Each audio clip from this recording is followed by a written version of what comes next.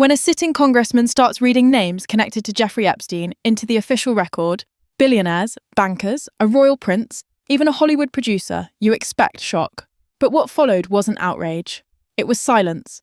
The kind of silence that tells you something far bigger is being protected. Because when the FBI director is asked on the record whether he's seen those files naming at least 20 men, and his answer is that he hasn't personally reviewed them.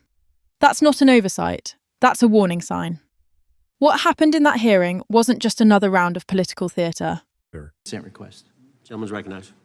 So I've got 4 documents I'd like to introduce into the record. The first one is Jeffrey Epstein's 6 story played out for years in plain sight.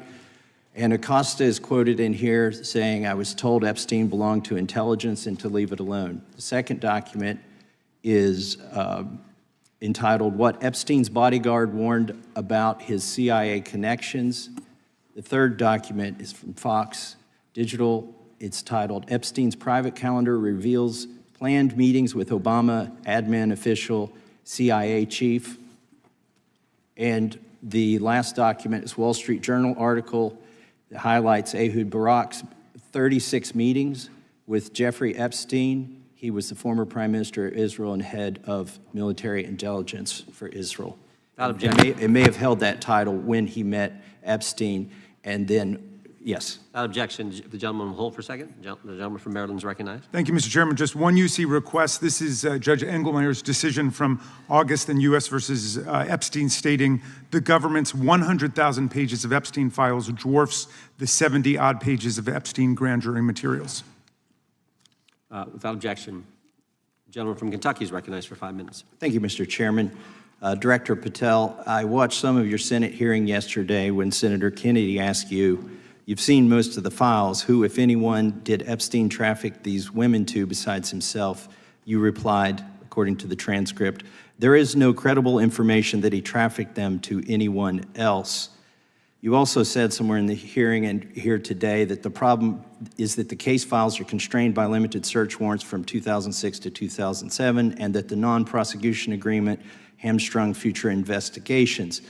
Those constraints only apply to Southern District of Florida. They do not apply to Southern District of New York, the location of the 2019 sex trafficking indictment, which produced many things, including a series of FD 302 documents. According to victims who cooperated with the FBI in that investigation, these documents in FBI possession, your possession, detail at least 20 men, including Mr. Jess Staley, CEO of Barclays Bank, who Jeffrey Epstein trafficked victims to, victims including minors, such as Virginia Roberts Giuffre, may she rest in peace. That list also includes at least 19 other individuals, one Hollywood producer worth a few $100 million, one royal prince, one high-profile individual in the music industry, one very prominent banker, one high-profile government official, one high-profile former politician, one owner of a car company in Italy, one rock star, one magician, at least 6 billionaires, including a billionaire from Canada. We know these people exist in the FBI files, the files that you control. I don't know exactly who they are, but the FBI does. Have you launched any investigations into any of these people, and have you seen these 302 documents? Sir, I have asked my FBI agents to review the entirety of the Epstein files and bring forth any credible information, and we're working with Congress not only to divulge that information and produce it to you, but any investigations that arise from any credible investigation will be brought. There have been no new materials brought to me launching a new indictment. So is the loophole here, or is it your assertion that these victims aren't credible, that the 302s maybe didn't produce credible statements that rise to a probable cause? It's not my assertion, sir. It's the assertion of 2 different United States attorneys' offices from 3 separate administrations who investigated those same materials in lifetime. Are the 302 documents in the FBI's possession? They reviewed all that, yes, sir. And so have you reviewed those 302 documents where the victims name the people who victimized them? If I personally know, but the FBI has. So how can you sit here and in front of the Senate and say there are no names? I said I named one today. I said, we are not in the practice at the Department of Justice FBI of releasing victims' names. That is not what we do. We are also not in the habit of releasing incredible information. That's not what we do. But multiple authorities have looked at the entirety of what we have. Okay, I got to move on here. Were you present when the AG had the White House event when she released the binders to the social media influencers? I was, yes. So if you're willing to meet with social media influencers who stood to benefit from the sensational and sad stories of these victims, will you meet with the victims as well? The FBI will meet with anyone who has new information. Will you personally meet with them? The FBI and the professionals who are handling the cases will. Were you instructed that it was important to release the documents to the Oversight Committee on the day of my introduction of the discharge petition to release these files? I don't know what day that was, so no. Well, they were released that day, and there were victims' names who weren't redacted because they were in such a rush, and the victims are not happy about that. Have you investigated any of the CIA connections? Have you seen the CIA file on Jeffrey Epstein? And if you wanted to see it, would they show it to you? Well, I can speak for the FBI, and that's presuming there's a CIA case file, and I've reviewed everything that the interagency, not I, the FBI, that was provided to us. Would you be willing to look at the CIA file on Jeffrey Epstein? If there is such a file, and if it has not already been turned over to the FBI will look at any new investigative leads.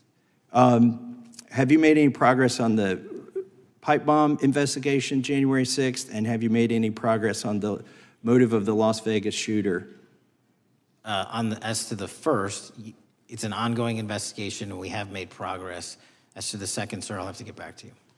All right, thank you. I yield back. Mr. Chairman, I have a It was a rare moment where power confronted power, where Congress pressed the FBI to answer who Epstein really trafficked his victims to, and why the truth is still buried after years of investigations.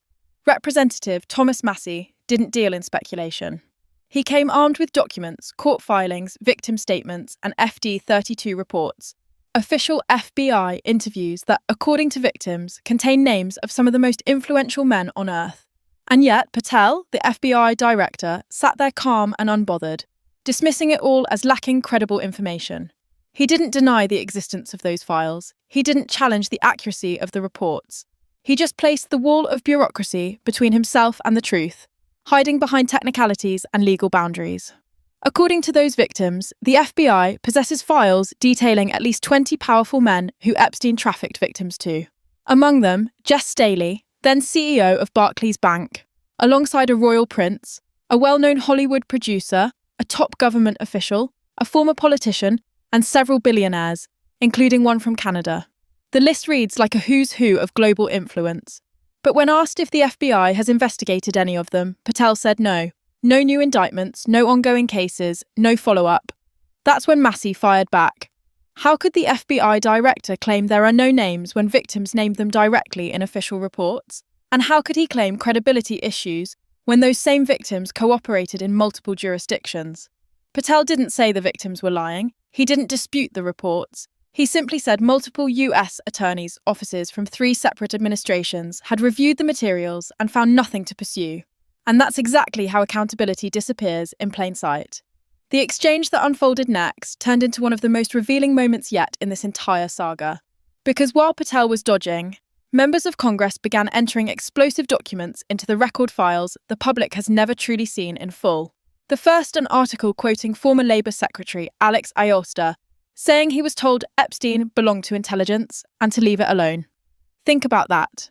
A US official admitted the case was hands-off because Epstein was connected to intelligence. The second, an interview with Epstein's own bodyguard, warning about Epstein's deep CIA connections. The third, a Fox Digital report detailing Epstein's private calendar, meetings with a former CIA chief and high-ranking Obama administration officials. And the fourth, a Wall Street Journal piece documenting 36 meetings between Epstein and Ehud Barak, the former Israeli prime minister and ex-head of military intelligence. All of these entered into the record, all pointing in one direction. Epstein wasn't just another criminal, he was connected deeply. But what does the FBI do with that information? Patel's answer. If there is such a file, and if it has not already been turned over to the FBI, We will review any new investigative leads. That's the bureaucratic version of closing the door while pretending to keep it open. It's not denial, it's a performance. Because this isn't the first time the Epstein case collided with intelligence agencies. The same pattern has repeated for decades. High-profile names surface, investigations stall, and key evidence either disappears or remains sealed. Even the files that do surface, like the FD-32s from the New York investigation, are so heavily redacted they barely tell a story. And when a sitting congressman reads out that the government is sitting on 100,000 pages of Epstein files, far more than what was ever shared publicly, it begs one question. What's inside those pages that's so dangerous they'll do anything to keep them hidden? Patel kept repeating that multiple administrations reviewed the materials and found no credible leads. But credibility in this context is defined by the very institutions accused of covering things up. When the same system gets to decide what's credible about its own failures, that's not justice, that's control. Massie didn't stop there. He asked why the FBI was willing to meet with social media influencers at a White House event. People using Epstein's victim stories for clicks, but wouldn't meet personally with the victims themselves.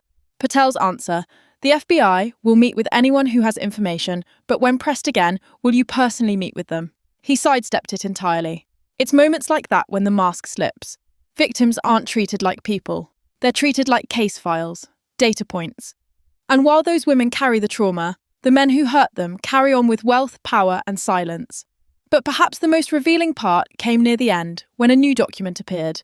A memorandum dated July 7th, 2025 from the Department of Justice and FBI. It stated they did not uncover evidence that could predicate an investigation against uncharged third parties. Translation: they looked, found names, but chose to protect them under the legal definition of uncharged. That's the trick. Once someone isn't formally charged, their identity is effectively erased from the public record. The evidence can exist, the names can exist, but accountability disappears into a legal black hole.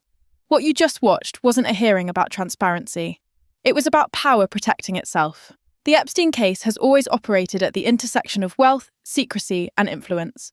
It's not just about one man. It's about the system that enabled him. A system where prosecutors get promoted, agents get silenced, and victims get buried under non-disclosure agreements and sealed court orders. Patel's answers, calm, rehearsed, detached, fit perfectly into that system. When asked about the CIA file on Epstein, he said that's presuming there is such a file. Not confirming, not denying, just leaving it in limbo. When asked if he'd personally seen the FD-32s, he said no. But somehow he can still claim there's nothing credible in them. It's the same playbook used for decades. Deflect, delay, and deny until the truth is too buried to matter. And let's not forget, the victims referenced in those files weren't random claims online. They were individuals who cooperated directly with federal investigators. They described being trafficked to men whose names carry global recognition. Yet to this day, not one of those alleged clients has been indicted. Not one has been publicly named by law enforcement. The Epstein scandal has always been a mirror reflecting not just his crimes, but how power reacts when exposed. Each redaction, each missing page, each no credible information response shows how justice bends when influence is involved. Look at the timeline. In 2008, Epstein struck a secret plea deal in Florida that shut down federal prosecution without his victims even being told. In 2019, he was arrested again, only to die under questionable circumstances weeks later. The official narrative, suicide, but the security footage vanished. The guards were asleep and the autopsy sparked more questions than answers. Now in 2025, we're watching hearings where lawmakers raid out evidence files that still haven't seen daylight. And the FBI director can't even say whether he's read them. It's almost poetic. The more light you shine, the deeper the shadows get. And yet, the most chilling part isn't what's hidden. It's how normal the cover-up has become. You can feel it in the hearing room. The politeness, the careful phrasing, the legal jargon, everyone pretending this is business as usual, but it's not. When crimes of this scale are buried by process and protocol, democracy itself becomes a performance. Massie's frustration echoed what millions feel. Because when someone in his position can't even get a straight answer from the FBI director, what chance does the public have? This hearing should have been a reckoning. Instead, it became a reminder. Truth inside the intelligence world isn't found. It's managed, controlled, sanitized. But here's where it gets even more uncomfortable. The files naming those 20 men exist. Victims have confirmed it. The FBI admits they possess them. Yet every time someone pushes for release, new excuses appear: privacy concerns, ongoing investigations, lack of credible evidence. It's a revolving door of justification built to keep the same people untouchable.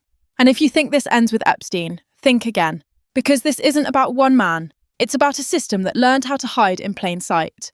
The same playbook can be applied to any scandal involving the powerful. The moment accountability threatens influence, the system protects itself.